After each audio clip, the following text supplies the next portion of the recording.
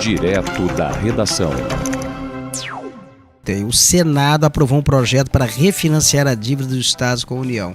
Isso aí tem uma repercussão muito grande no ambiente econômico do estado do Rio de Janeiro, no ambiente político do estado do Rio de Janeiro, porque o refinanciamento da dívida do estado dá um alívio no caixa do estado, que estava destinando uma parcela considerável do seu orçamento para pagamento de juros dessa dívida. Só esse ano seria sugado aí mais de 11 bi no orçamento do estado para pagamento dessa dívida. E com isso aí, o que acontece? A repercussão no campo político é que o estado do Rio de Janeiro, o governador, ele ganha uma musculatura e passa a ter uma influência, a administração que já teria, que a máquina do Rio é muito forte, passa a ter uma influência muito grande na sucessão, no processo sucessório de 2026. Então essa medida aprovada ontem, ela vai ter repercussão nisso, porque melhora o relacionamento financeiro do estado com os municípios, cria uma série de situações. Você vai conferir agora as informações detalhadas na reportagem de Gésio Passos. O Senado aprovou nesta terça-feira projeto para refinanciar as dívidas dos estados com a União. O programa de pleno pagamento de dívidas dos estados, nomeado de PROPAG, prevê a redução do financiamento dessas dívidas para o IPCA mais 2% ao ano. Os juros podem cair ainda mais se for cumprido requisitos de investimentos pelos estados, principalmente em educação.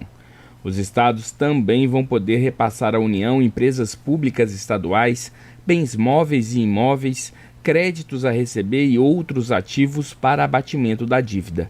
O saldo poderá ser financiado por até 30 anos. O senador Davi Alcolumbre, do União Brasil do Amapá, relator do projeto, disse que a proposta vai permitir que os estados endividados sobrevivam. Um problema dramático para os estados brasileiros, especialmente aqueles que estão no regime de recuperação fiscal e que não têm condições mínimas adequadas com base nas regras atuais de poder terem condições de subsistirem. São dívidas que se alongam para poder ter condição de arcar com as suas despesas correntes enquanto estados da federação. As dívidas dos estados chegam a 765 bilhões de reais, sendo que os estados de Minas Gerais, Rio de Janeiro, São Paulo, Rio Grande do Sul concentram 90% desses valores. Será criado ainda um fundo de equalização federativa para investimentos nos estados, principalmente os de menor dívidas. Os estados vão ter até 31 de dezembro de 2025 para aderir ao refinanciamento. O projeto segue para a sanção do presidente Lula. Da Rádio Nacional em Brasília, Gésio Passos. Olha, mas vamos seguir aqui nessa pauta ainda, porque ontem também a Câmara aprovou, já em compasso, assim, com o cronômetro ligado, a regulamentação da reforma tributária. Você vai conferir também com o Gésio Passos as informações. A Câmara dos Deputados aprovou nesta terça-feira o projeto que regulamenta a reforma tributária. Os parlamentares alteraram algumas mudanças feitas pelo Senado na semana passada. Foram 324 votos favoráveis e 123 contrários. Essa reforma foi aprovada como uma emenda à Constituição no ano passado, estabelecendo os parâmetros gerais para um novo sistema tributário no país. Foram unificados 5 impostos em 2 novos tributos: a Contribuição sobre Bens e Serviços, a CBS, e o Imposto sobre Bens e Serviços, o IBS. Mas para a reforma tributária sair do papel, era preciso que ela fosse regulamentada pelo Congresso, o que aconteceu nesta terça-feira. O relator da proposta, deputado Reginaldo Lopes, do PT de Minas Gerais, aponta que algumas alterações feitas pelos senadores não foram aceitas para que fosse garantida a alíquota padrão de 26,5% dos novos tributos.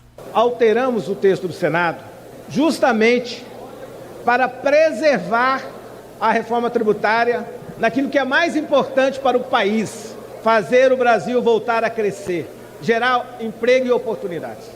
Nós estamos fazendo um novo sistema tributário que vai ajudar o Brasil na sua reindustrialização. Nós não vamos cobrar mais imposto do imposto. Nós estamos fazendo uma reforma tributária que nós estamos reduzindo a carga tributária para todos os setores da economia, mas em especial para o povo brasileiro. Mas a oposição foi contrária à reforma. Adriana Ventura, do Partido Novo de São Paulo, reclamou dos benefícios dados a segmentos específicos, como a Zona Franca de Manaus. A gente está falando de algo que não beneficia o país. A gente está falando de algo que era para ser simplificação, era para ser justiça tributária, era para fazer uma coisa que a gente melhorasse o nosso manicômio tributado. E, infelizmente, isso não está acontecendo. Infelizmente, a gente vê alíquotas diferenciadas para atender interesses específicos. Entre as mudanças aprovadas está a incidência do imposto seletivo, que sobretaxa produtos prejudiciais à saúde e ao meio ambiente para bebidas açucaradas, principalmente o refrigerante. A Câmara também aprovou o retorno da lista dos medicamentos que vão pagar menos impostos. Os senadores aprovaram que esta lista seria definida por outra lei que deveria ser encaminhada pelo governo federal.